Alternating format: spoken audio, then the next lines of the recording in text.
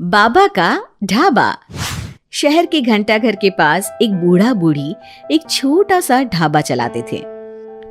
दोनों एक दूसरे का सहारा थे और किसी तरह अपना पेट पाल रहे थे, लेकिन महंगाई ने उनका जीना मुश्किल कर दिया था। आज सुबह से सिर्फ 2 ग्राहक आए हैं और शाम के 5 बज गए हैं। कुछ समझ में नहीं आ रहा कि क्या करें।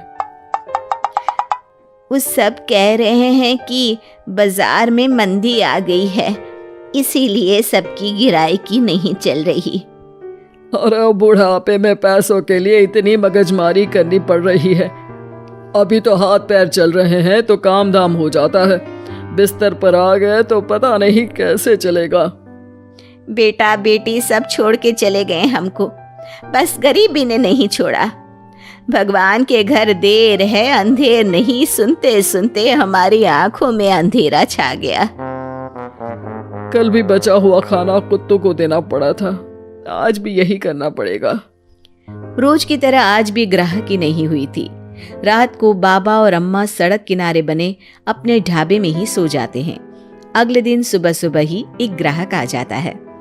बाबा जरा एक चाय और एक कचौरी तो देना। जी भैया, अभी गर्मा गर्म कचौरी तल के दे रहा हूँ। एक ही चाहिए बेटा? आपके साथ आई मैडम जी नहीं खाएंगी क्या?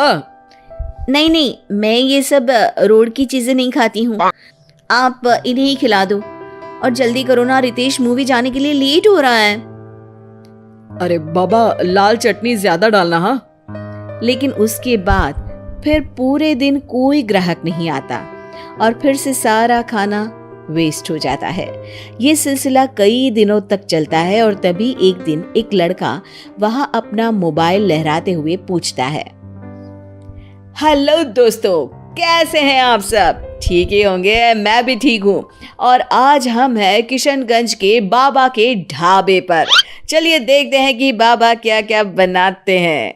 बाबा, तो आज क्या खास बनाया है आपने? अरे भैया जी, आज ये समोसे बनाए हैं, कितने बांध दूं आपको?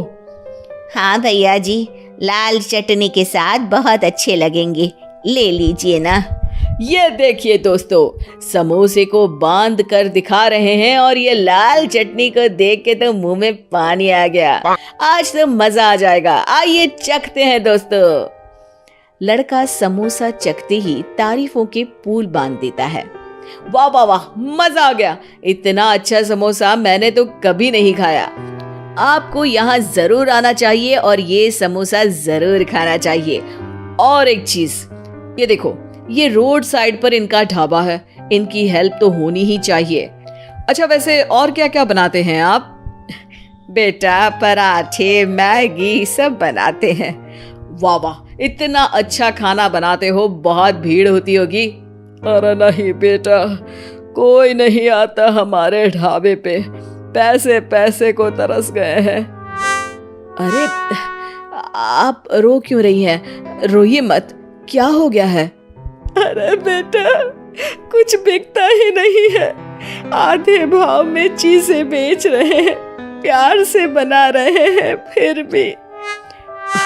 तो आप दोनों ही हैं? कोई बच्चे बच्चे नहीं है क्या आपके? अरे बेटा, जो है वो हमें छोड़ के कहीं चला गया है, उसके कारण ही हमें ऐसे दिन देखने पड़ रहे हैं। जो थोड़ा बहुत पैसा हमने इस ढाबे से बनाया था, वो सब लेकर भाग गया था। ओह, देखिए आप चिंता मत करिए, मैं आपका वीडियो सोशल मीडिया पर डालने वाला हूँ और फिर देखना कितनी जल्दी लोग आपकी मदद के लिए आगे आएंगे। वो लड़का अपने कैमरा से बाबा के ढाबे का वीडियो बनाता है और सोशल मीडिया पे शेयर कर देता है। वीडियो बहुत तेजी से वायरल हो जाता है और कुछ ही घंटों में वीडियो में दिए अकाउंट में करीब 1 लाख रुपए जमा हो जाते हैं। लड़का अगले दिन फिर ढाबे पे जाता है। बाबा, आप रोइए मत, पब्लिक ने आपका सारा दुख दूर कर दिया है, आपके खाते में 1 लाख रुपए आ गए हैं। अब टेंशन लेने की कोई बात नहीं है, टेंशन भूल जाइए और मजे कीजिए। अरे बेटा, तुम्हारा हम कैसे धन्यवाद करें, तुम्हारे कारण इस दुकान पर आज इतनी भीड़ लगी है, वरना हम दोनों ने तो उम्मीद ही छोड़ दी थी। हरा जुग जुग जियो बेटा, तुमने आज एक गरीब का भला किया है। भगवान तुम्हें बहुत तरक्की देंगे। बाबा की कहानी सोशल मीडिया के बाद टीवी पर भी फेमस हो जाती है और टीवी पर बाबा का बेटा उनकी कहानी देख लेता है और उसकी नजर बाबा के खाते में आए रुपयों पर पड़ती है। 1 लाख रुपया, वो भी एक दिन में? अरे ऐसा ही चलता रहा तो ये दोनों तो करोड़पति हो जाएंगे और मैं ऐसा ही रह जाऊंगा। लगता है यही समय है इनके पास वापस जाने का। 2-3 इमोशनल डायलॉग चिपका दूंगा, दोनों मान जाएंगे। और ये देखकर बाबा का बेटा उनके पास वापस चला जाता है।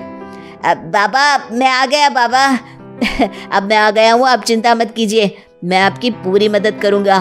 अब तो मेरी आंखें खुल गई है बाबा।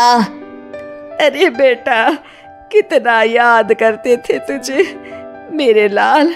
अपने बूढ़े माँ बाप को छोड़ के अब कहीं मत जाना। अरे नहीं माँ, तब तो मेरी मजबूरी थी, लेकिन अब नहीं, मुझे माफ कर दीजिए माँ बाबूजी। बाबा काफी नरम दिल के इंसान थे और बेटे के आने की खुशी उनके लिए पैसों से कहीं ज्यादा होती है। वो अपने बेटे को माफ कर देते हैं। बेटा, हम तो कुछ साल में बचेंगे भी या नहीं कोई भरोसा नहीं, लेकिन तू मेहनत करके ये ढाबा चलाना, और इसलिए आज से मैं ये ढाबा और ये पैसे तेरे नाम करता हूँ। अब हमारी तो उम्र हो गई है, अब तू काम करना और हम घर बैठकर खाएंगे। ये कहकर बाबा सारा पैसा अपने बेटे को दे देते हैं और आराम से अपनी पत्नी को लेकर अपने पुराने घर चले जाते हैं। ढाबे पर काफी भीड़ बढ़ती है। कुछ दिन में ही बेटा काफी पैसे कमा लेता है। एक दिन जब व्लॉगर लड़का वहां पहुंचता है तो देखता है ढाबा बंद है। वो बाबा के पास जाता है। अरे बाबा, आपने अपना ढाबा क्यों बंद कर दिया? ढाबा बंद नहीं तो? वो लोग वहां जाते हैं तो पड़ोसी बताते हैं कि ढाबा तो पिछले 4 दिन से खुला ही नहीं। बाबा ढाबे को अपने पास रखी चाबी से खोलते हैं तो देखते हैं कि ढाबे में एक बर्तन तक नहीं है। बाबा सर पकड़कर बैठ जाते हैं। हमारे बेटे ने हमें फिर से बर्बाद कर दिया। पर हमारे पास तो वापस बर्तन खरीदने तक के पैसे नहीं है। बर्तन भी बेचकर खा गया होगा नालायक। बाबा आप चिंता मत करो, आप काफी फेमस हो, लोग फिर से आपकी मदद कर देंगे। बस इस बार अपने बेटे को दूर रखना ढाबे से। अब की बार बाबा ढाबे पे एक बोर्ड लगवाते हैं जिस पर लिखा है सिर्फ बाबा का ढाबा। ये सिर्फ क्यों लिखवाया है जी?